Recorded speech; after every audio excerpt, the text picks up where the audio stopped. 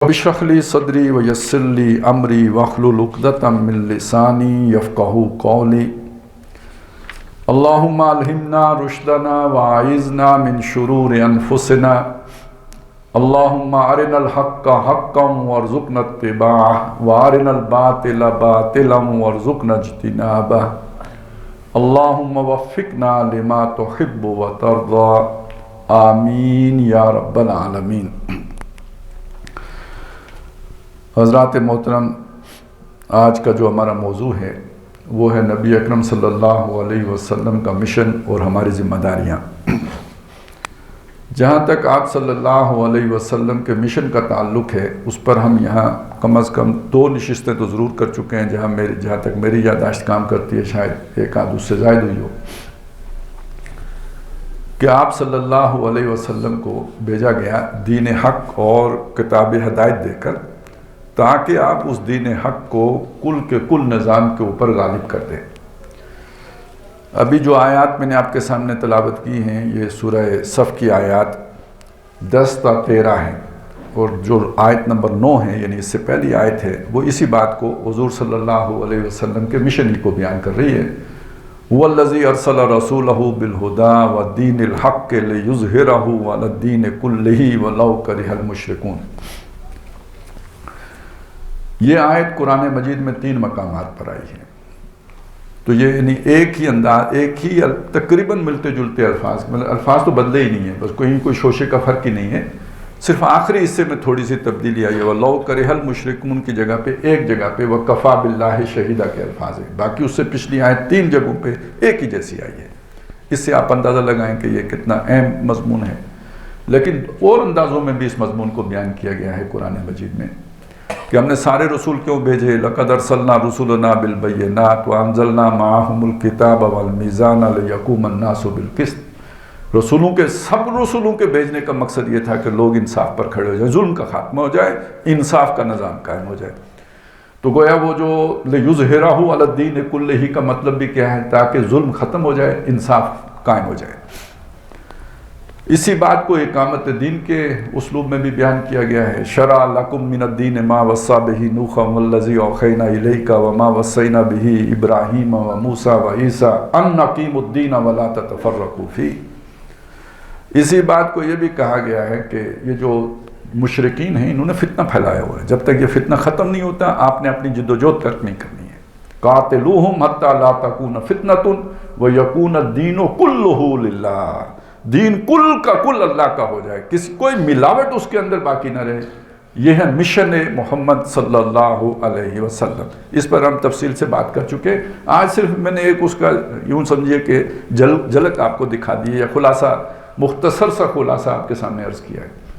اب اصل مسئلہ یہ ہے کہ اس میں ہم نے اب رول کیا پلے، بلکہ ہم یہ بات بھی کر چکے ہیں اس سے پہلے کہ ایک دفعہ ہو چکا ہے، دنیا کے خاتمے سے پہلے دوبارہ ہونا ہے، یہ بھی قرآن مجید سے ثابت ہے، یہ بھی احادیث سے۔ قرآن مجید نے تو اس کو جو ہے نا وہ چلے اشارتاً ذکر کیا ہے، لیکن احادیث میں تو نصوص قطعیہ ہیں کہ جن سے یہ ثابت ہوتا ہے کہ زمانہ جو ہے نا کے خاتمے سے پہلے کل روح ارضی پر اللہ کے دین نے غالب ہونا ہے، فتنہ ختم ہونا ہے، اللہ کے دین نے غالب ہونا ہے۔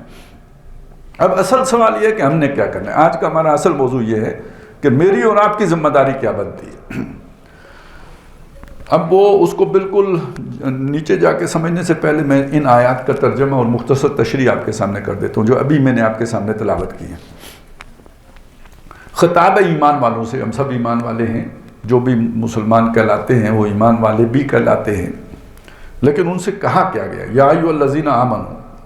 یہ کون لوگ ہیں؟ ظاہر ہے یہ یہودی تو نہیں ہے جن سے بات کی جا رہی ہے، یہ نصرانی تو نہیں ہے جن سے بات کی جا رہی ہے، یہ ہندو تو نہیں ہے جن سے بات کی، وہ لوگ جو اپنے آپ کو مسلمان کہلاتے ہیں وہ ہیں یا ایھا الذین آمنوا۔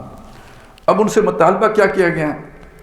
مطالبہ کیا گیا، نہیں پہلی بات تو انہیں سمجھانا، ایک سوال کھڑا کیا گیا ان کے سامنے، ہل ادلکم، کیا میں تمہیں سمجھاؤں نہ، دلالت نہ کروں، رہنمائی نہ کروں تمہاری، علی تجارتن، ایک ایسی تجارت کی طرف، تنجیکم من عذاب علیم، جو تمہیں دردناک عذاب سے بچا لے گی۔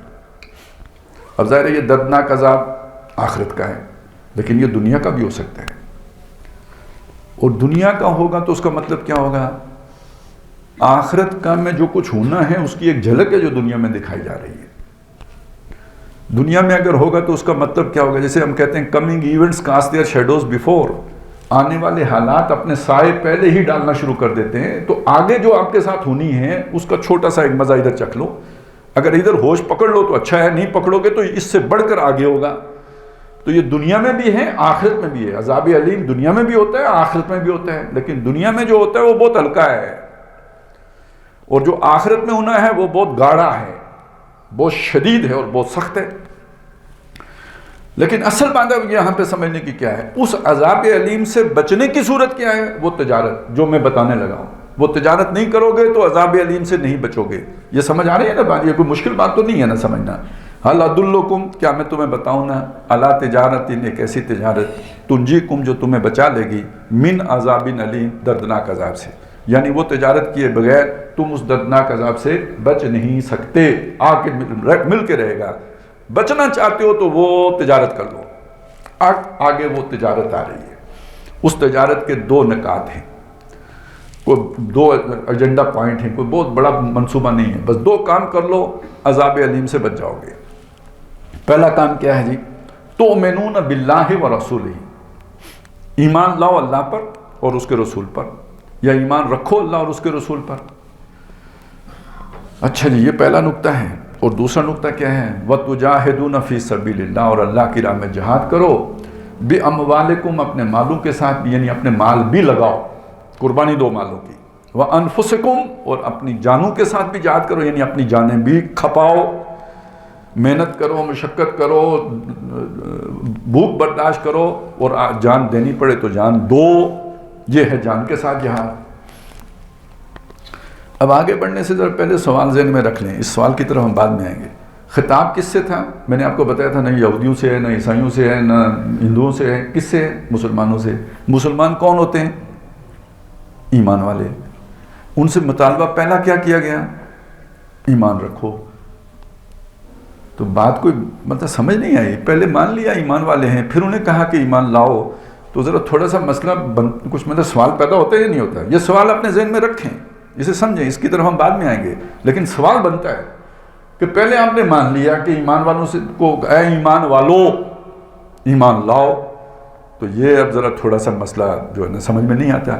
یہاں آپ کو پرابلم ہو رہی ہو سمجھنے میں، تو ایک اور مقام ہے، یا ایھا الذین آمنو، اے وہ لوگوں جو ایمان والے ہو، آمنو باللہ ورسولہ، اللہ اور رسول پر ایمان لاؤ. پھر مسئلہ کھڑا ہو گیا. تو یہ مسائل کئی جگہوں پہ کھڑے ہوتے ہیں. اگر آدمی سوچ کے پڑھ رہا ہو یا سمجھ کے پڑھ رہا ہو تو ابھی آپ اپنے ذہن میں رکھ لیں کہ مسئلہ ہے. اللہ تعالیٰ نے مطالبے دو کیے، اور دونوں مطالبے ایمان والوں سے کیے. لیکن ان دونوں مطالبوں میں سے جو پہلا مطالبہ ہے وہ ایمان لانے کا مطالبہ ہے، تؤمنون باللہ ورسولہ. اور دوسرا مطالبہ ہے جہاد کا مطالبہ ہے، جہاد کرنے کا مطالبہ ہے، مال بھی لگانے کا اور جانیں بھی لگانے کا مطالبہ ہے. یہ ہے تجارت، یہ ہے سودا اللہ کے ساتھ جو کیا گیا ہے. اچھا، اس سودے کو جو زیادہ کھولا گیا ہے نا، وہ بالکل صاف کر کے جو بیان کیا گیا ہے، واضح الفاظ میں بیان کیا گیا، دو ٹوک الفاظ میں بیان کیا گیا ہے، وہ سورہ توبہ ہے. ان اللہ اشترى من المؤمنین انفسهم واموالهم بان لهم الجنہ، بے شک اللہ نے ایمان والوں سے ان کے مال بھی خرید لیے ہیں، ان کی جانیں بھی خرید لیے ہیں کہ بدلے میں ان کے لیے جنت ہے. اب یہ اس کے ساتھ اس کا تقابل کر لیں. عذاب علیم سے بچیں گے تو کہاں جائیں گے؟ جنت میں. تو جنت اللہ نے دے دی ایمان والوں کو، لیکن بدلے میں اللہ نے مانگا کیا؟ قیمت ہے نا جنت کی. سودا ہے تو سودے میں قیمت ہوتی ہے. تو قیمت کیا ہے؟ مال اور جان. اب یہ تجارت کا جو لفظ آیا ہے اس کی سمجھ آ گئی نا؟ وہاں پہ تو سیدھا سیدھا بات آ گئی. اللہ کو بیچو، مال اور جان، اور خریدو جنت. اللہ نے کیا بیچا؟ اللہ نے جنت بیچی، اور بدلے میں قیمت کیا وصول کی؟ مال اور جان. یہ سودا ہے، یہ تجارت ہے. یہ کرو گے نجات پاؤ گے، نہیں کرو نجات پاؤ گے اور جنت جاؤ گے، نہیں کرو گے گڑھے میں گرو گے. یہی بات ہے جو سورہ حدید میں آئی ہے. 6 پہلی آیتیں جو سورہ حدید کی ہیں، اس میں اللہ تعالیٰ کی صفات، اللہ کا تعارف، اللہ کی شانیں وہ بیان کی گئی ہیں. اور جو 7ویں آیت ہے اس میں 2 مطالبے کیے گئے ہیں.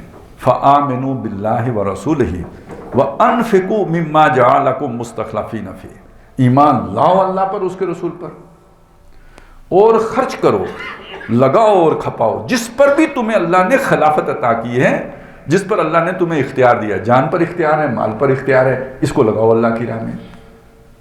اسی کا دوسرا نام جہاد ہے، انفاق ہی کا دوسرا نام جہاد ہے۔ تو اب یہ سمجھ لیجئے کوئی ایک جگہ نہیں ہے، آپ اگر اس اعتبار سے قرآن مجید کو دیکھیں گے جگہ جگہ آپ کو مل جائے گا، یہ سودا ہے، گویا اپنا آپ بیچا اللہ کو اور اس کے بدلے میں، اور اپنا سب کچھ بیچا اللہ کو، بدلے میں جنت ہے۔ یہ سودا پکا کرو گے تو نجات پاؤ گے، نہیں کرو گے تو خسارہ ہوگا، نقصان میں رہو گے، ٹوٹے میں رہو گے۔ وہ سوال ابھی باقی ہے، اس کا جواب میں نے نہیں دیا، کون سا؟ ایمان والوں سے خطاب اور مطالبہ بھی ایمان لانے کا، اسے باقی رکھیں، اپنے ذہن میں رکھیں۔ آگے پھر اس کا وہ نتیجہ بیان کیا گیا کہ یہ تجارت اگر کر لو گے، چونکہ یہاں تو پہلی بات تو صرف اتنی کہی گئی تھی کہ خسارے سے بچ جاؤ گے، نقصان سے بچ جاؤ گے، عذاب علیم سے بچ جاؤ گے۔ اب بتایا ذالکم خیر لکم ان کنتم تعلمون، اگر تمہیں سمجھ ہے یہ تمہارے لیے بہت بہتر ہے۔ یہ بات کیوں کہی؟ اس لیے کہ جو اس وقت ہماری سمجھ کام کر رہی ہے، اس سمجھ کے اعتبار سے یہ فائدے کا سودا نہیں ہے۔ یہ سودا کرنے کے بعد ہم اپنے کمفرٹ زون میں نہیں رہ سکتے۔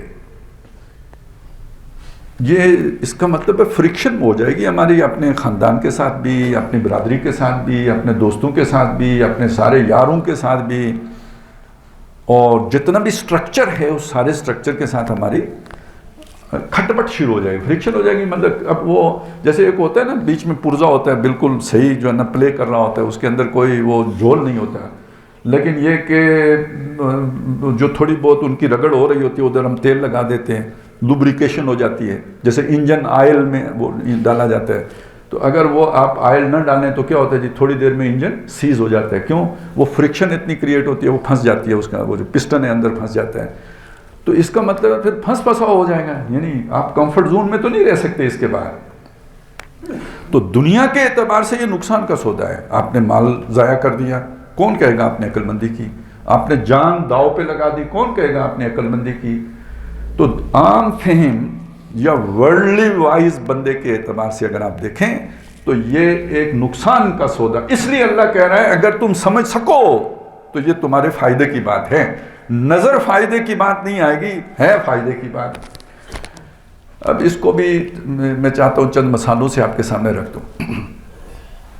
وہ کہتے ہیں کہ اللہ تعالیٰ نے حضرت جبریل علیہ السلام کو جنت کے وزٹ پہ بھی بھیجا اور دوزخ کے وزٹ پہ بھی بھیجا، اور واپس آ کے نا ان سے ذرا رپورٹ مانگی، اس کا رستہ بھی دکھایا، یہ جنت کو جاتا ہے، یہ جو ہے نا دوزخ کو جاتا ہے۔ تو وہ جنت کو دیکھ کے بہت خوش ہو گئے، لیکن وہ رستہ دیکھ کے انہوں نے کہا یار اس تک آنا تو بہت مشکل ہے، جنت تو بہت اچھی جگہ ہے رہنے کی، یہاں پہنچنا بہت مشکل ہے، یہ تو بہت یعنی تکالیف ہیں، مصائب ہیں، شدائد ہیں، کون بندہ اتنی ہمت کرے گا کہ یہ رستہ پاٹ کر اس منظر تک پہنچے۔ یہ جیسے کوئی بہت مشکل پہاڑ ہوتا ہے، K2 کے بارے میں سنا ہے کہ زیادہ مشکل ہے چڑھنا، تو یہ تو K2 کی چوٹی پہ پہنچنا کوئی آسان کام تو نہیں ہے، تو اسی طرح یہ جنت میں آنا آسان کام نہیں ہے۔ جب انہوں نے دوزخ دیکھی تو اس سے ڈرے بھی، اور جب اس کا رستہ دیکھا تو پریشان ہو گئے کہ ادھر آنا تو بہت آسان ہے، یہ تو سمجھیں بالکل ہی جیسے آپ کشاں کسی جو ہے جا رہے ہوں کسی عرم میں، یا کسی جو ہے نا باغ سے گزر رہے ہوں، کسی گلستان سے گزر رہے ہوں، خیابان سے گزر رہے ہوں، تو یہ وہ والی کیفیت ہے، آپ کو پتہ بھی نہیں چلے گا، سیدھے دوزخ پہنچ جائیں گے۔ وہ جیسے وہ پرانے وقتوں میں نا جب یہ اتنی ٹریفک نہیں ہوتی تھی، تو آپ نے دیکھا پرانے جو کم از کم 50-60 سال والوں کو تو پتہ ہی ہے کہ یہ دریا میں جو ہے نا لکڑیاں بہہ کے آیا کرتی تھی، تو وہ باقاعدہ ٹھیکے ہوتے تھے، وہ لوڈ تو نہیں کرتے تھے گاڑی کے اوپر، پیچھے جنگل سے کاٹی ساری لکڑیاں جو ہے وہ ڈال دیں دریا میں، گیلیاں تو وہ ادھر ڈال دیں، تو اس کے بعد وہ پہنچ جائیں گی جہلم، وہاں جا کے نکال لینا، کوئی زور لگانے کی ضرورت نہیں، کوئی محنت کرنے کی ضرورت نہیں، کوئی مشقت، کوئی مزدوری، کوئی کرایہ، کوئی انجن، کچھ کوئی پاور لگانے کی ضرورت نہیں ہے، خود چلیں گی اور جہلم پہنچ جائیں گی۔ تو اسی طرح دوزخ میں بندہ خود بخود پہنچ جائے گا، کوئی محنت کرنے کی ضرورت نہیں ہے، کوئی مشقت کرنے کی ضرورت نہیں ہے، کوئی زور لگانے کی ضرورت نہیں ہے، یعنی نیچرل فورسز آپ کو لے کے چلی جائیں گی سیدھی ادھر۔ تو یہ جبریل علیہ السلام بہت پریشان ہو گئے کہ یہ تو جیسے وہ بلیک ہول ہوتا ہے نا، ہر شے کو اپنی طرف کھینچ رہے، تو گویا دوزخ سب کو اپنی طرف کھینچے جا رہی ہے، اس سے نکل کر جنت کی طرف جانا یہ زور مانگتا ہے۔ اس کے لیے مشقت کرنی پڑتی ہے، اس کے لیے زور لگانا پڑتا ہے، اس کے لیے تکلیفیں اٹھانی پڑتی ہیں. تو جبریل پریشان ہو گئے، یہ تو بہت مشکل کام ہے. تو اسی کو قرآن مجید نے کیسے بیان کیا ہے؟ فَأَمَّا مَنْ آتَى وَاتَّقَى وَصَدَّقَ بِالْحُسْنَى فَسَنُيَسِّرُهُ لِلْيُسْرَى. جس کے اندر مال خرچ کرنے کا جذبہ ہے، سخی ہے، آتا وَاتَّقَى، اللہ سے ڈرتا ہے، اور جو اچھی بات اس کے سامنے آتی ہے، جو بھی صحیح معقول بات ہوتی ہے، کوئی بھی ہو، حسنہ جو بھی ہے، اسے قبول کرنے میں اس کی عزت نفس آڑے نہیں آتی، وہ کوئی حجاب نہیں بنتی، وہ اسے قبول کر لیتے ہیں. اچھی بات ہے آپ کی، بس اچھی ہے، مجھے منظور ہے. اس کے لیے ہم آسان جگہ کے تک پہنچنے کے رستے کو آسان بنا دیں گے. فَسَنُيَسِّرُهُ لِلْيُسْرَى، وہ جو آسانی کی جگہ ہے یعنی جنت، وہاں تک جانا آسان کر دیں گے. ہے مشکل، لیکن وہ قربانیاں دینا اسے مشکل لگے گا نہیں. دیکھنے والے کو لگے گا یار اتنا مشکل کام کر رہا ہے، اتنی چڑھائی چڑھ رہا ہے، اتنی مشقت اٹھا رہا ہے، اس نے بازو کٹوا دیا ہے، اس نے کیریئر تباہ کروا دیا ہے، اس نے نوکری برباد کر دی ہے، اس نے وہ کر دیا ہے، کتنا مشکل کام ہے، اسے نہیں لگے گا. فَسَنُيَسِّرُهُ لِلْيُسْرَى. وَأَمَّا مَنْ بَخِلَ وَاسْتَغْنَى وَكَذَّبَ بِالْحُسْنَى، اور جو بخیل ہے، کنجوس ہے، اور وہ مستغنی ہے، اسے کوئی پرواہ نہیں، نہ اللہ کی پرواہ، نہ رشتہ داروں کی پرواہ، نہ لوگوں کی پرواہ، نہ کوئی شرم، نہ کوئی حیا، بے پرواہ شخص ہے یا لاپرواہ کہہ لیں. وَكَذَّبَ بِالْحُسْنَى، جو اچھی بات اس کے سامنے آتی ہے اس کی تکذیب کرتا ہے، وہ کہتا ہے نہیں میں اپنے بیانیے پہ چلوں گا، میرا بیانیہ، میری سوچ، میری مرضی، میں کسی اور کے دوسرے کی مان لوں یہ میری توہین ہے، مولوی کی مان لوں یہ تو میرا کمی ہے، اس کی مان کے تو میری تو شان گڑ جائے گی، اس کی میں کیوں مانوں. فَسَنُيَسِّرُهُ لِلْعُسْرَى، اس کے لیے ہم آسان کر دیں گے وہ مشکل جگہ پہنچنے والے راستے کو. مشکل جگہ کون سی ہے؟ دوزخ. تو اللہ تعالیٰ دونوں راستے آسان، اچھا وہ لگے گا بھی آسان، وہ تو بہت آسان ہے، وہ دوزخ میں پہنچانے کے لیے کیا کریں گے؟ انگلی نہ ہو ڈھیل دے دیں گے. ڈھیل دینے کا کیا مطلب ہے؟ وہ چوری کرے، وہ کوئی کسی سے دھوکہ بازی کرے، وہ کسی پر ظلم کرے، ہم گرفت نہیں کریں گے، بہت مال و اسباب دے دیں گے، عیاشی،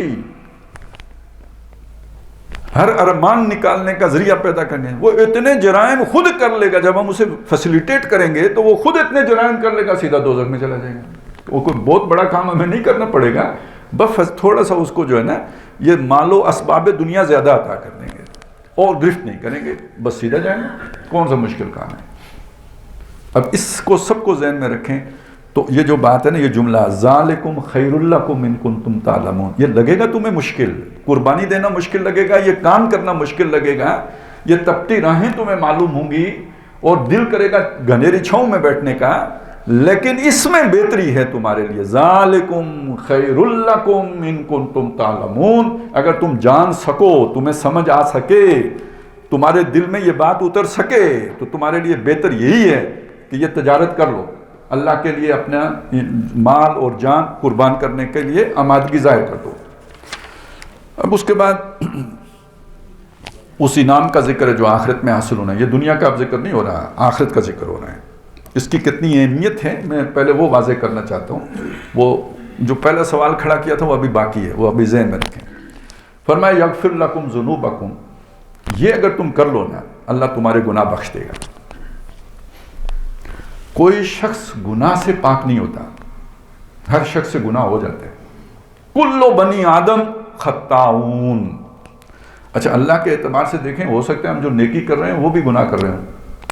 مطلب نماز پڑھنا نیک عمل ہے نا.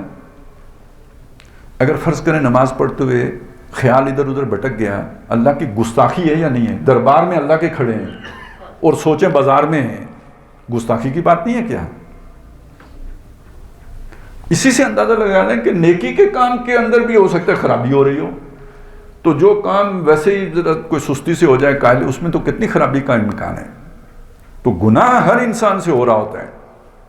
وہ گناہ جسے وہ جانتا ہے وہ تو ہے ہی، وہ بھی گناہ ہوتے ہیں جو وہ جانتا بھی نہیں لیکن وہ کر گیا ہوتا ہے.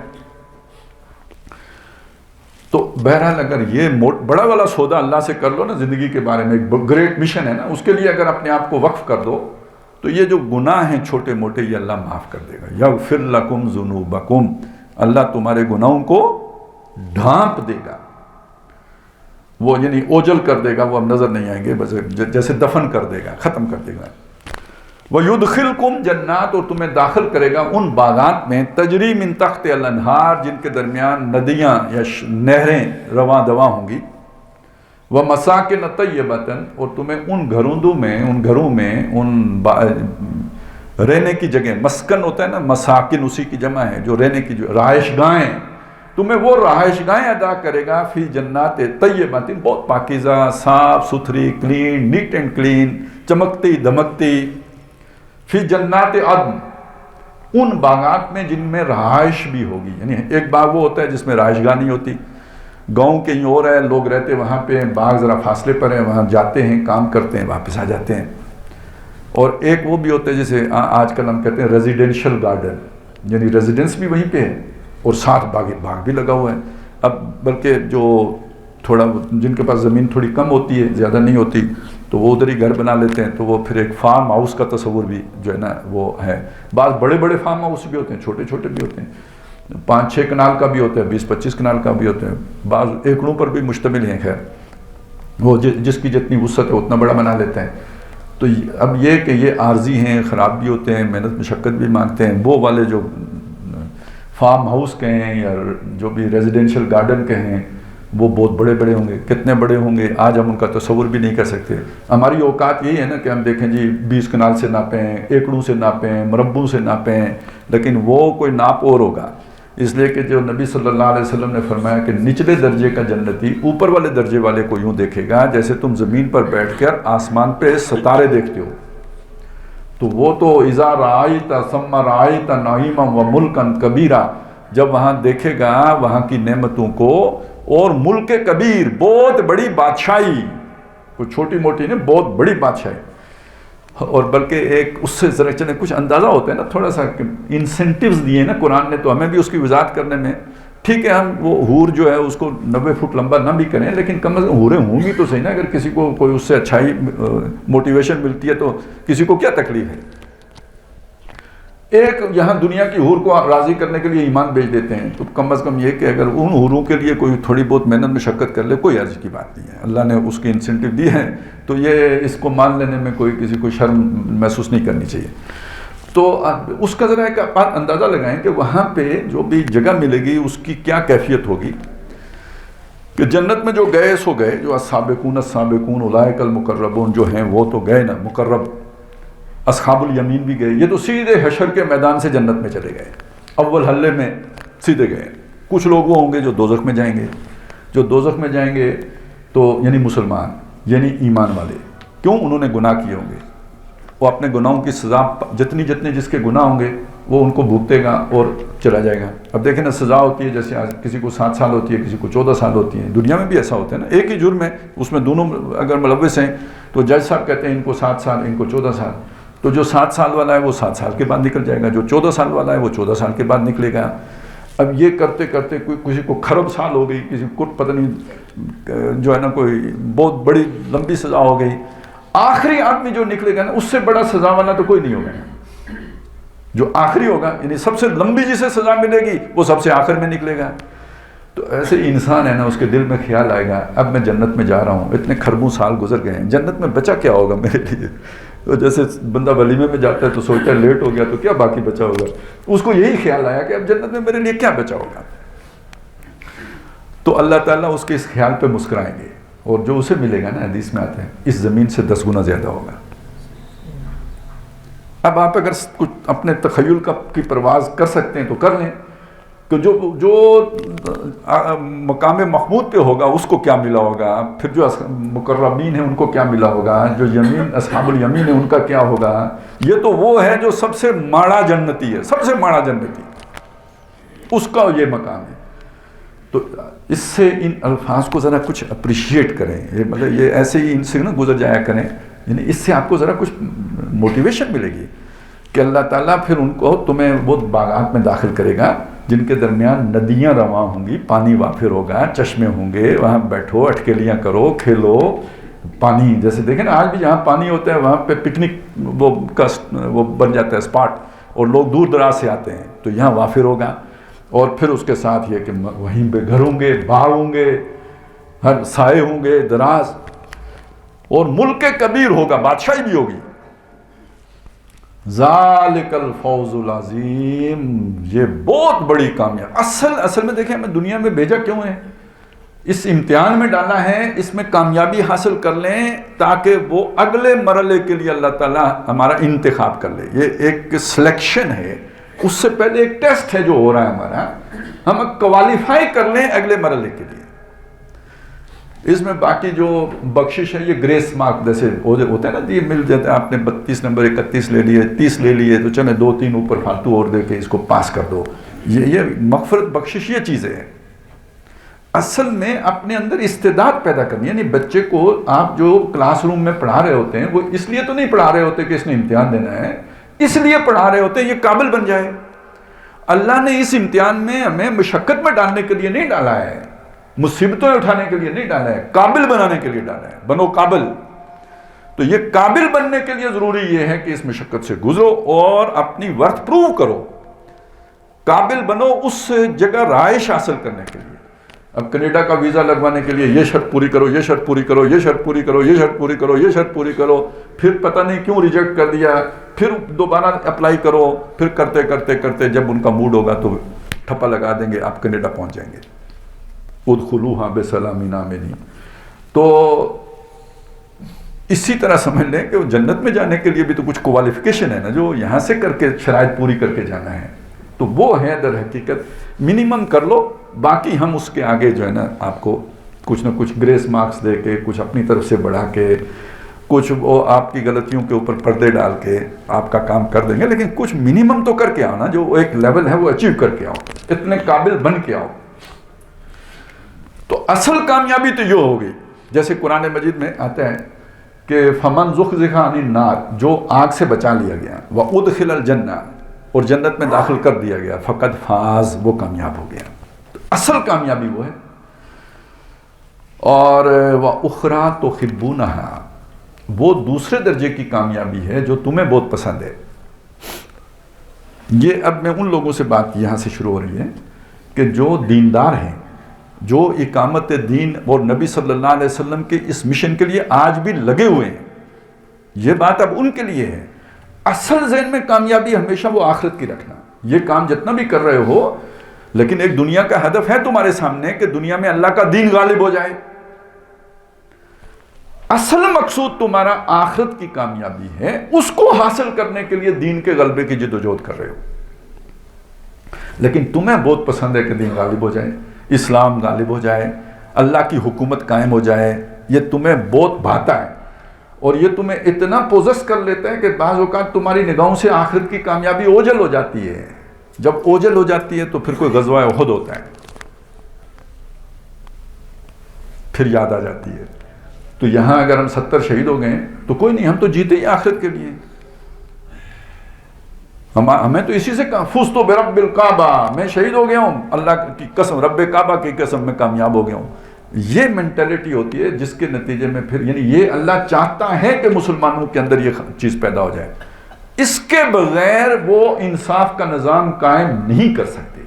میرے دل میں دنیا کی محبت اگر ہے تو میں اپنے خلاف کیسے، مطلب میں اپنے، جب میرے پاس اختیار آئے گا تو میں مفادات پر ہاتھ کیوں نہیں ماروں گا؟ آج نہیں مار رہا، اختیار ہی نہیں ہے. آج نہیں مار رہا، میرے بس میں ہی نہیں ہے. آج کچھ نہیں کر رہا، میں کر ہی کچھ نہیں سکتا. لیکن اگر آپ میں سے کوئی اس کے پاس کوئی اختیار آ جاتا ہے، چھوڑیں وہ M L A M P A بڑی بلا ہوتی ہے، ایم ایل اے، یہ آپ اگر وہ کہیں اے سی ڈی سی لگ گیا ہے، کوئی چھوٹا موٹا جج لگ گیا ہے، اوپر سے سفارش آ گئی ہے پڑوسی کی، کسی عزیز کی، کسی محبت کرنے والے کی، تو کیا کرے گا؟ ابھی آج کل ہمارے جو ہے نا پاکستان، وہ ملک ریاض صاحب کافی مشکل میں آئے ہوئے ہیں. وہ سمجھ گئے تھے، رگ پا گئے تھے نا، کیا ہر آدمی کی ایک قیمت ہوتی ہے، ہر آدمی کی ایک قیمت ہوتی ہے. کوئی کروڑ میں بک جاتا ہے، کوئی ارب میں بکتا ہے. انہوں نے چھوڑنا کسی کو نہیں تھا، کوئی خرب تک چلا جائے. وہ تو پھر وہ ٹیسٹ کرتے، ٹیسٹر لگاتے تھے، دیکھتے تھے اس کا جو ہے دھڑکن کس قیمت کی ہے، اتنی لگ، بس اس سے تو 5-6 اوپر لگ دیتے، بندہ نہ کر ہی نہیں سکتا. کیسے کرے گا؟ ایک انگریز جج کا واقعہ ہے، اس کے بارے میں کہا جاتا ہے کہ وہ بہت ایماندار جج مشہور تھا. ایماندار مطلب یہ کہ وہ کلین، مسٹر کلین. تو اس کو ایک بندہ آیا ٹکرا، اس نے کہا یار اتنے پیسے لے لو تو فیصلہ میرے حق میں کر دو. اس نے کہا میں پیسے نہیں لیتا. اس نے تھوڑا ڈبل کر دی قیمت. اس نے کہا نہیں. تگنی کر دی. اس نے کہا نہیں. چگنی کر دی. پھر اس نے ایک بڑا جمپ لگایا، چگنی کو ڈبل کیا. اس نے ایک دم غصے میں آ گیا جج. اس نے دفع ہو جاؤ، نکل جاؤ یہاں سے، خبردار آئندہ بات کی. تو اس کے ساتھ جو دوست بیٹھا تھا اس نے کہا یار پہلے تم بڑے تحمل سے بات کر رہے تھے، یہ اچانک تم بفر کیوں گئے، غصے میں کیوں، پھٹ کیوں پڑے؟ اس نے کہا تمہیں نہیں اندازہ، وہ میری قیمت کے بہت قریب آ گیا تھا. تو یہ ہر آدمی کی، اگر دنیا آپ کو عزیز ہے، جتنے آپ اصول پسند ہوں، ایک جگہ پہ جا کے آپ پھنس جائیں گے. اب یہ ہے کہ کسی نے آپ کو دانا کتنا بڑا ڈالا ہے اس پر ہوگا. تو پھر کدھر جائے گا انصاف، کدھر جائے گا عدل؟ ظلم تو شروع ہو جائے گا پھر. تو اس سے آپ بات سمجھیں، حقیقی اس جو ہے انصاف صرف وہی لوگ کر سکتے ہیں جو اللہ سے ڈرتے ہوں اور آخرت کا خوف رکھتے ہوں، جن کے دلوں سے دنیا نکل گئی ہو با ایمانہ کہ وہ دنیا پر آخرت کو ترجیح دینے والے ہوں. وہ کبھی بھی دنیا کی خاطر آخرت کو بیچ نہ سکیں. وہ لوگ ہیں جو صرف انصاف پر کھڑے رہ سکتے ہیں. صحابہ کرام کے عجیب عجیب واقعات آتے ہیں. مطلب وہ اس چیز کو ہیمر کرنے کے لیے کیا کیا بات کرتے تھے کہ ایک صاحب کسی قبیلے کا فیصلہ کرنے کے لیے گئے، صحابی رسول. انہوں نے ان میں سے ایک قبیلے والوں سے یہ کہا جن کا فیصلہ کر رہے تھے کہ تم سے زیادہ نفرت مجھے دنیا میں خنزیر سے بھی نہیں ہے، لیکن ساتھ ایک بات میری یاد رکھو، میں کروں گا انصاف، تمہارے ساتھ زیادتی نہیں کروں گا.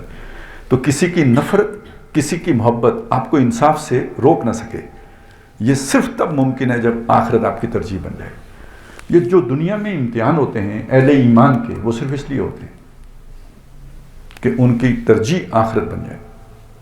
سورہ آل عمران میں نا غزوہ احد دیکھیں، مسلمانوں کو فتح حاصل نہیں ہوئی تھی، حاصل ہوئی فتح ہاتھ سے نکل گئی تھی. 70 مسلمان شہید ہو گئے تھے. بہت بڑا واقعہ ہے. دل زخمی ہیں بلکہ ٹوٹے ہوئے ہیں. آخر اللہ نے یہ بات کہی وَلَا تَهِنُوا وَلَا تَحْزَنُوا وَأَنْتُمُ الْأَعْلَوْنَ، کیوں کہی؟ اس کا مطلب حزن بھی ہے، غم بھی ہے، یہ نہ کرو، تم ہی غالب رہو گے. تو یہ سب کچھ ہو چکا ہوا تھا. تو یہ اتنا بڑی، یعنی جیسے بالکل مایوسی کسی کیفیت ہو گئی تھی. تو یہ کیوں ہوا؟ اللہ نے بتایا یہ کیوں ہوا ہے. یہ اس لیے ہوا تمہاری فتح شکست میں بدلی کہ حتیٰ اذا فشلتم وتنازعتم فی الامر وعصیتم من بعد ما اراکم ما تحبون. تم نے نامردی دکھائی، تم نے تنازع کیا اپنے امیر کے ساتھ، جو مقامی امیر تھے. 35 لوگ وہ جگہ چھوڑ کے آ گئے تھے جہاں پہ نبی صلی اللہ علیہ وسلم نے متعین کیا تھا. من بعد ما اراکم ما تحبون، جب تم نے دیکھ لی تھی وہ شے جو تمہیں بہت زیادہ پسند ہے، جو جس سے تم محبت کرتے ہو. اب یہاں سے اصل میں مفسرین نے بھی اس کو جو ہے نا وہ جیسے سمجھا کہ مال غنیمت تھا تو اس کو لینے کے لیے گئے تھے تو اپنی پوزیشن چھوڑ دی تھی. یہ بات ذہن میں رکھیں، مال غنیمت بالکل نہیں تھا. کیوں نہیں؟ میں یہ بات اتنے یقین سے کیوں کہتا ہوں؟ اس سے پہلے غزوہ بدر ہو چکا ہوا ہے، 1 سال پہلے غزوہ بدر ہو چکا ہے. غزوہ بدر کے موقع پر مال غنیمت کا قانون آ چکا ہوا ہے کہ وہ کیسے تقسیم ہوگا. سب ایک جگہ پہ جمع ہوگا. یہ نہیں کہ لوٹ لیا جائے گا، جس کے ہاتھ جتنا لگا وہ گھر لے جائے، ایسا نہیں ہوگا. ایک صاحب جو شہید ہو گئے اور کسی نے کہا ساتھی نے کہ کتنی اچھی اللہ نے موت دی ہے. نبی صلی اللہ علیہ وسلم نے فرمایا میں اسے دوزخ میں دیکھ رہا ہوں جو مال غنیمت کی ایک چادر اس نے چوری کر لی تھی. تو اگر وہ ایسی بات ہوتی، لوٹنے کی بات ہوتی، تو کیوں دوزخ میں دیکھتے؟ وہ لوٹنے موٹنے کا مسئلہ نہیں ہے. مسئلہ یہ ہے وہ تو قانون آ چکا ہے، سب ایک جگہ پہ جمع ہوگا. سب سے پہلے اللہ اور رسول کا 5واں حصہ نکالا جائے گا. جو باقی بچے گا اس میں سے جو سوار ہے، گھوڑے والا ہے یا اونٹ والا ہے، اسے 2واں حصہ ملے گا، اور جو پیدل ہے اسے 1واں حصہ ملے گا. یہ قانون آ چکا ہے. اب آپ سوچیں لوٹ مار ہو سکتی ہے مال غنیمت کی، پھر ان میں اور ہم میں فرق کیا رہے گا؟ وہ تو چوری ہو گئی نا. پھر ایسا مسئلہ تھا ہی نہیں. تو پھر یہ تحبون کیا ہے؟ من بعد ما اراکم ما تحبون، فتح. آپ مجھے بتائیں فتح سے بڑھ کر کیا شے انسان کو محبوب ہوتی ہے؟ جب آپ نے 16-17 سال محنت کی ہو. محنت کوئی ایسی ویسی محنت نہیں کہ ناچنے کودنے کی محنت نہیں ہے, جس میں ہر وقت جان ہتھیلی پہ رکھی ہو اور آپ کو یقین ہی نہ ہو کہ کبھی آپ کو فتح بھی مل سکتی ہے اور آپ کو اللہ فتح دکھا دے, تو اس وقت آپ کی کیفیت کیا ہوگی؟ میدان میں جو لوگ موجود ہیں وہ ایک دوسرے سے گلے مل رہے ہیں, خوشیاں منا رہے ہیں, نعرے لگا رہے ہیں, اور یہ 30-35 اوپر بیٹھے تماشا دیکھ رہے ہیں. یہ تو اس بے قراری میں اتر کے ان کے پاس آ گئے کہ ہم بھی چل کے جپھا لگائیں, ہم بھی چل کے گلے ملیں, ہم بھی اس جشن میں شریک ہو جائیں. تو انسان کو یہ دنیا کی کامیابی اور خاص طور پہ جنگ میں کامیابی بہت عظیم اسے محسوس ہوتی ہے. یادگاریں منائی جاتی ہیں, یادگاریں قائم کی جاتی ہیں, ہمیشہ یاد رکھا جاتا ہے فلانے دن فلانے کو فتح حاصل ہوئی تھی, پانی پت کی پہلی جنگ تو پانی پت کی تیسری جنگ. یہ ہم پڑھ پڑھ کے تھک گئے لکھ لکھ کے پیپرز میں. کیوں پڑھایا جاتا ہے, لکھایا جاتا ہے؟ بھائی ظاہر ہے فتح ایک بہت بڑی شے ہے, اور مشنری لوگوں کو جب فتح حاصل ہوتی ہے تو وہ تو ان کے لیے جو ہے نا سب سے بڑا دن ہوتا ہے. تو اصل شے یہ تھی کہ دنیا کی محبت, اس وہاں پہ جس چیز کو کہا گیا ہے وہ دنیا کی فتح ہے. جیسے یہاں پہ کہا گیا وَأُخْرَىٰ تُحِبُّونَهَا, وہ سیکنڈری ہے جس سے تم بہت محبت کرتے ہو. اللہ یہ چاہتا ہے کہ تمہارے دل سے دنیا کی کامیابی کی یہ والی جو محبت ہے یہ بھی نکل جائے, تب جا کر تم انصاف کرنے کے قابل بنو گے. اس لیے اللہ نے یہ جھٹکا تمہیں لگایا ہے. اور اسی طرح اللہ تعالیٰ تمہیں الٹے گا پلٹے گا. جو صادق الایمان ہوں گے, سچے ایمان والے, یعنی جو آخرت کو ترجیح دینے والے ہوں گے, وہ چھٹ کے علیحدہ ہو جائیں گے. اور جو صرف دنیا کی کامیابی کے لیے اس سے بہتی گنگا میں ہاتھ رنگنے آ گئے ہوں گے, وہ چھٹ کے علیحدہ ہو جائیں گے. یعنی پہلی تقسیم تھی مکے میں کافروں اور مسلمانوں کی, مدینے میں آ کے ایک اور تقسیم ہے مسلمانوں اور منافقین کی. یہ سارا جو ہے نا آزمائش اس لیے ہے منافق چھٹ کے علیحدہ ہو جائیں. ما کان اللہ لیذر المؤمنین علی ما انتم علیہ, اللہ ایسا نہیں ہے کہ اہل ایمان کو چھوڑ دے اس حالت میں جیسے ہیں. گیلے سوکھے سب ساتھ ہیں, اچھے برے سب ساتھ ہیں, سب نعرے مارنے والے قدم بڑھاؤ ہم تمہارے ساتھ ہیں والے ساتھ, ایسے نہیں چھوڑے گا. حتیٰ یمیز الخبیث من الطیب, جب تک اس طیب میں سے خبیث کو چھانٹ کر علیحدہ نہیں کر دے گا. تو کیسے کرے گا؟ ایک طریقہ یہ ہے کہ اللہ تعالیٰ آسمان سے اعلان کرے, میں بھی سنوں آپ بھی سنیں سب سنیں, فلانا فلانا فلانا فلانا فلانا منافق, فلانا فلانا فلانا فلانا مومن. یہ تو آخرت میں کرے گا, یہاں تو یہ نہیں کرتا. ما کان اللہ لیطلعکم علی الغیب, اللہ ایسا نہیں ہے کہ تمہیں غیب کی اطلاعات دیتا پھرے. تو پھر کیسے کرے گا یہ کام؟ یہ آزمائشیں آنے سے ہوگا. اور آزمائش کا مطلب کیا ہے؟ آزمائش کا مطلب یہ کہ آپ کو دنیا کا مستقبل تاریک نظر آئے, آپ کو لگے ہی نہ کہ یہ کام ہو سکتا ہے, دکھتا ہی نہ ہو کہ یہ ممکن ہے اور پاسبل ہے, پھر بھی آپ کر رہے ہیں. تو مجھے بتائیں دنیا کے لیے کریں گے یا آخرت کے لیے کریں گے؟ یہاں جا کے امتحان ہے, یہاں جا کے پتہ لگے گا کہ یہ جو کام کر رہا ہے یہ اللہ کے لیے کر رہا ہے. کیوں؟ دنیا میں تو کامیابی کا امکان ہی نظر نہیں آتا. اور یہ مایوسی کس درجے میں ہوتی ہے؟ یعقوب علیہ السلام کی زندگی کو سامنے رکھیں. خواب دکھا دیا شروع میں بیٹے کو, اس نے ابا جی کو بتا بھی دیا, انہیں یہ تو پتہ لگ گیا آخر میں جا کے کہیں ملیں گے, لیکن غم کتنا ہے, آنکھیں جو ہے نا وہ اندھی ہو گئی ہیں. وَابْيَضَّتْ عَيْنَاهُ, ان کی آنکھیں سفید ہو گئی رو رو کے حزن کی وجہ سے. اور جو کنکلوڈ کیا اللہ تعالیٰ نے اس صورت کو آخر میں جا کے, اب وہ غم حضرت یوسف علیہ السلام پر بھی ہے. آخر میں جا کے کیا بات کہی؟ حَتَّى إِذَا اسْتَيَّسَ الرُّسُلُ, یعنی اللہ کی مدد آتی ہے مگر کب آتی ہے؟ اب الفاظ بہت سکتے ہیں, یہاں تک کہ جب رسول مایوس ہو گئے. میں بھی صرف ترجمہ کروں گا تاکہ آپ کے ذرا ذہن کھلے کہ یہ مدد اللہ کی کب آتی ہے. آج ہمارے سامنے سوال ہے نا, کافروں کے مقابلے میں ہماری مدد نہیں ہو رہی. فلسطین دیکھیں, کشمیر دیکھیں, پوری دنیا میں مسلمانوں کی حالت دیکھیں. یہاں تک کہ جب رسول مایوس ہو گئے, وَظَنُّوا أَنَّهُمْ قَدْ كُذِبُوا, اور انہیں لگا کہ ان کے ساتھ جھوٹ ہوا, جاءہم نصرنا, ان کے پاس ہماری مدد پہنچی. اب یہ دیکھیں ترجمہ میں نے اس لیے کیا کہ اس سے آپ کو اندازہ ہو کہ کتنا مشکل مقام ہے. رسول مایوس ہو گئے, آپ اگر اس بات کو مان لیں تو مطلب فتویٰ لگ جائے گا, کفر ہو جائے گا. ظنوا انہم قد کذبوا, انہوں نے یہ سمجھا کہ ان کے ساتھ جھوٹ بولا. کس نے بولا پھر؟ رسولوں کے پاس خبریں کس کے پاس سے آتی تھی؟ اللہ کے پاس سے. کوئی سمجھ آئی کتنا سخت مقام ہے یہ کوئی معمولی مقام نہیں ہے. اس لیے اس کو ذرا تھوڑا سا نا تھوڑا مطلب وہ آکی والی بلی کر کے نکل جاتے ہیں.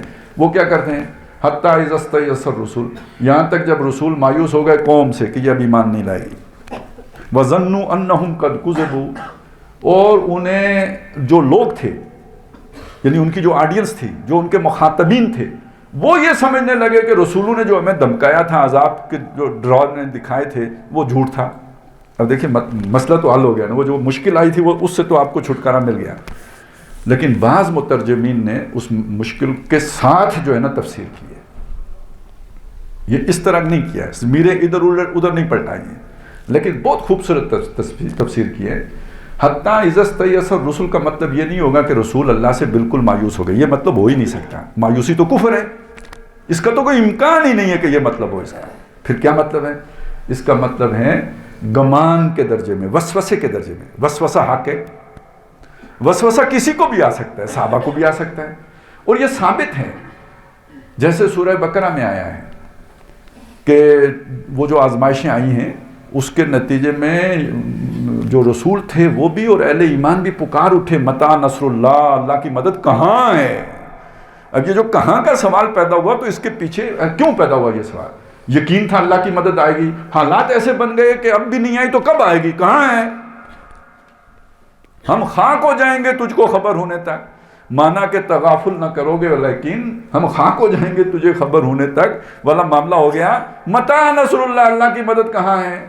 اتنی جلدی نہیں آتی، یہ کیفیت پیدا ہوتی ہے گمان کے درجے میں، ظن کے درجے میں، وسوسے کے درجے میں خیال آنے لگا۔ سچویشن کی گمبھیرتا ایسی تھی کہ وسوسہ لائق ہو گیا، یقین نہیں، وقتی ایک شے آئے جس کو بندہ جھٹک دیتا ہے، بیان نہیں کرتا، بس خیال آتا ہے۔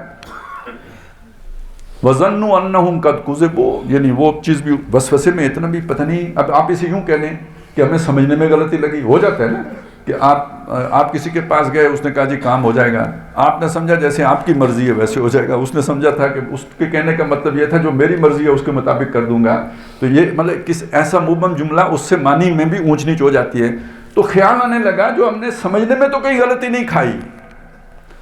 اب اس میں اصل بات جو سمجھائی جا رہی ہے، پوری صورت کو سامنے رکھیں نا، کہ یعقوب علیہ السلام نے جو خواب، بیٹے نے جو یوسف علیہ السلام نے جو خواب بیان کیا تھا، تو اگر رو رو کے آنکھیں سفید ہو گئیں تو کبھی کبھی یہ خیال نہیں آتا ہوگا کہ پتہ نہیں وہ خواب سچا تھا یا نہیں سچا تھا؟ خیال آ سکتا ہے، پھر بندہ دوبارہ سارا تجزیہ کر کے کہتا ہے نہیں نہیں میری سمجھ میں غلطی ہے، خواب غلط نہیں ہو سکتا، اللہ کی طرف سے وغیرہ۔ یہ ہے سارے وہ چیز جو سمجھائی جا رہی ہے، لیکن یہ حالات کی سختی آپ کو یہاں تک لے کے جاتی ہے۔ اصل سمجھانے کی بات یہ، اتنے سخت حالات آتے ہیں یہاں تک پہنچا دیتے ہیں۔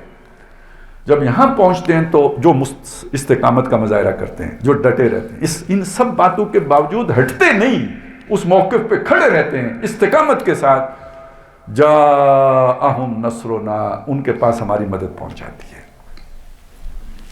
لیکن یہ ظاہر ہے استقامت اب یہاں ایمان کے بغیر ممکن ہے، استقامت اب یہاں پر آخرت کے یقین کے بغیر ممکن ہے، تو چھانٹی ہو گئی۔ جو اس استقامت کا مظاہرہ نہیں کر سکتے وہ وہی ہوتے ہیں کہ جن کے دل میں کھوٹ ہوتا ہے۔ اس کی بڑی بہترین مثال قرآن مجید نے سورہ احزاب میں جو ہے نا وہ پیش کی ہے۔ سچویشن ایک ہے، ہر طرف سے لشکر آ گئے ہیں، مدینہ گھر گیا ہے، میسور ہو گیا ہے، اور لگتا نہیں کہ مسلمان سروائیو کر سکیں گے، معلوم ہوا پس جائیں گے۔ وعدے کیا تھے جی؟ وعدے یہ تھے کہ کیسر و کسریٰ کے کنگن تمہارے ہاتھوں میں دیکھتا ہوں۔ نبی صلی اللہ علیہ وسلم نے یہ باتیں صحابہ کو سنائی تھیں۔ تو جب یہ سچویشن بنی، اس سچویشن کو دیکھ کر ایک گروہ تھا جس نے کہا ما وعدنا اللہ ورسولہ الا غرورا، ہم سے اللہ اور اس کے رسول نے وعدے نہیں کیے مگر جھوٹے وعدے کیے، دھوکے کے وعدے کیے۔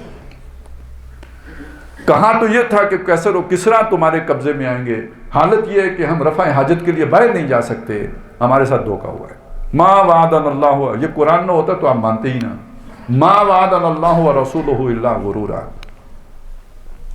اسی سچویشن کو دیکھ کر ایک گروہ ہے جو کہہ رہا ہے ھذا ما وعدنا اللہ ورسولہ، ہم سے اللہ اور اس کے رسول نے تو یہی وعدہ کیا تھا، اور اللہ اور رسول نے ہم سے سچے وعدے کیے تھے۔ یہ نقطہ نظر کا فرق ہے۔ آپ 6 کو ادھر سے دیکھیں گے، یہ 6 ہے، ادھر سے دیکھیں گے 9 ہے، واقعہ ایک ہی ہے۔ ایمان والا دیکھے گا وہ کہے گا یہی صحیح بات ہے، یہی وعدہ تھا مجھ سے، اور جب بغیر ایمان والا دیکھے گا وہ کہے گا کہ نہیں اصل میں ہم سے دھوکہ ہو گیا ہے۔ ایک ہی سچویشن پہ دو آراء بن گئی ہیں، مختلف جو ہے نا وہ ڈیوائڈ جو ہے نا اوپینین آ گیا ہے۔ وجہ یہ ہے، وجہ اپنی سوچ کا فرق ہے۔ ایمان ایک سوچ دکھاتا ہے اور بے ایمانی دوسری سوچ دکھاتی ہے۔ اب اس کو ذرا ذہن میں، یہ کہاں سے بنتا ہے یہ فرق؟ اگر آخرت ترجیح ہے تو دنیا کا آپ سے وعدہ کیا ہے؟ امتحان، تو امتحان ہی تو ہو رہا ہے۔ اور اگر ترجیح دنیا کی کامیابی ہے تو پھر اس کا مطلب یہ ہے کہ یہ تو جو ہم سے وعدہ کیا ہے وہ تو جاتا نظر آ رہا ہے، تو جاتا نظر آ رہا ہے تو ہم سے دھوکہ ہو گیا ہے۔ ما وعدنا اللہ ورسولہ الا غرورا۔ تو جو تمہیں پسند ہے نصر من اللہ و فتح قریب، کہ اللہ کی مدد آ جائے اور جلدی سے فتح حاصل ہو جائے۔ اب یہاں تک تو بات واضح ہو گئی۔ اصل مطلوب آخرت کی کامیابی ہے، پہلی بات۔ اس کامیابی کا جو معیار ہے وہ کیا ہے؟ آپ سے جانیں بھی مانگی گئی ہیں، مال بھی مانگا گیا ہے، یہ لگاؤ گے تو وہ کامیابی ملے گی۔ وہ حالات بنائے جائیں گے کہ جس میں یہ سارے آپ کو دینے پڑ جائیں، لگے کہ یہ اب لگائے بغیر چارہ نہیں ہے۔ وَلَنَبْلُوَنَّكُمْ بِشَيْءٍ مِّنَ الْخَوْفِ وَالْجُوعِ وَنَقْصٍ مِّنَ الْأَمْوَالِ وَالْأَنفُسِ وَالثَّمَرَاتِ۔ ہم لازماً تمہیں آزمائیں گے۔ از کس میں خوف لگے گا کہ جان گئی، مال گیا، تجارت گئی، یہ سارے خطرات پیدا ہوں گے۔ فی الواقع بھوک آئے گی، پیٹ پہ پتھر باندھنے پڑیں گے۔ نقص من الاموال، مالوں کا نقصان ہوگا، والانفس، جانوں کا بھی نقصان ہوگا، والثمرات، محنتیں بھی ڈوبتی نظر آئیں گی۔ لگے گا 20 سال کی جو محنت ہے ساری کی ساری ڈوبنے لگی ہے، کچھ باقی پلے نہیں رہے گا۔ ساری محنت صبح و شاموں کی اب کبھی ایک عارت جانے والی ہے، یہ صورت بن جائے گی۔ وَبَشِّرِ الصَّابِرِينَ، اس سب پر جو ڈٹے رہے ان کو خوشخبری ہے۔ اب میرا خیال ہے یہ مضمون یہاں تک تو واضح ہو گیا۔ اب آتے ہیں سوال کی طرف جو چھوڑ آئے تھے ہم۔ مسئلہ یہ ہے کہ دیکھیں ابھی جو باتیں آپ کے سامنے آئی ہیں، ہم مسلمان ہونے کے باوجود اس نقطہ نظر سے واقف ہیں۔ اس کا مطلب کیا ہے؟ اس کا سادہ سا مطلب ہے ہمیں اسلام ترکے میں ملا ہے، ہمیں اسلام وراثت میں ملا ہے۔ ہم مسلمان اس لیے ہیں کہ خوش نصیبی میں سے مسلمانوں کے گھروں میں پیدا ہوئے ہیں، اور اسلام ہمارا ایک عقیدہ ہے، ڈاگما ہے، فیت نہیں ہے، یقین نہیں ہے۔ جیسے سکھوں کا بھی ایک ڈاگما ہے، جیسے ہندوؤں کا بھی ایک ڈاگما ہے، جیسے عیسائیوں کا بھی ایک ہے، یہودیوں کا بھی ایک ہے۔ ہمیں اپنے ایمان کا شعور نہیں ہے۔ مسلمانوں کے گھروں میں پیدا ہونے کی وجہ سے مسلمان ہیں۔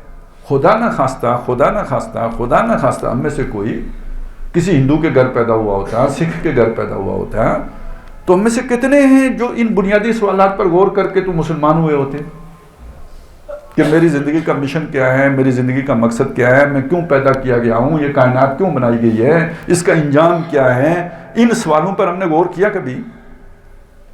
تو اگر ہندو ہوتے تو کرتے، تو نہ کرتے تو کیسے مسلمان ہوتے؟ اس کا مطلب ہندو ہی ہوتے۔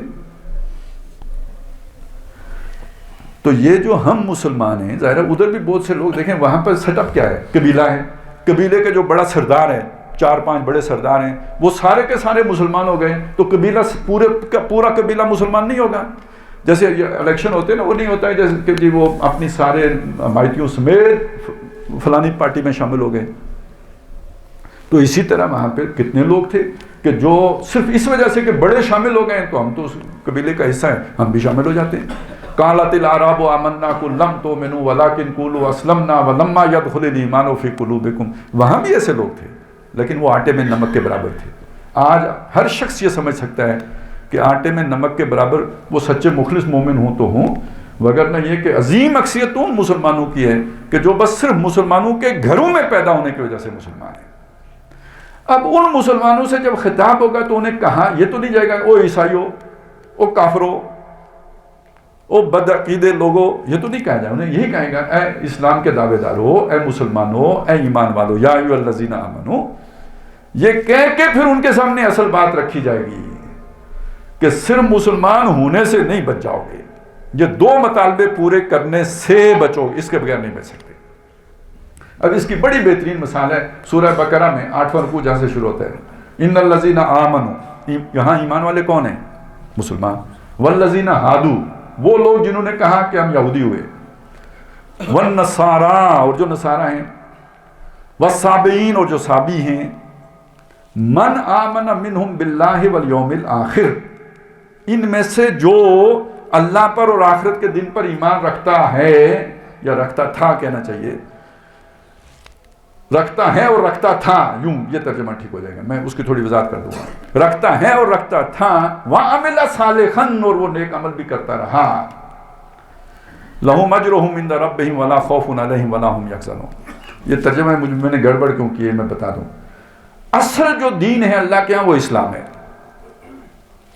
اللہ نے موسیٰ علیہ السلام کو بھی اسلامی دیا تھا، ابراہیم علیہ السلام کو بھی اسلامی دیا تھا، اسی لیے الفاظ نوٹ کر لیں، والذین ہادو، یہ نہیں کہا کہ وہ ہم نے انہیں یہودی بنایا، جو یہودی ہو گئے، بن گئے یہودی، اللہ نے مسلمان بنایا تھا وہ یہودی بن گئے، والنصارا، اور جو نصارا بن گئے، اللہ نے عیسیٰ علیہ السلام کو بھی مسلمان بنایا تھا، اور جو ان کے حواری تھے انہوں نے بھی کہا تھا واشہد بأننا مسلمون، گواہ رہنا ہم مسلمان ہو گئے ہیں، وہ بھی اسلام تھا، وہ انہوں نے اپنے لیے نصارہ قبول کر لیا۔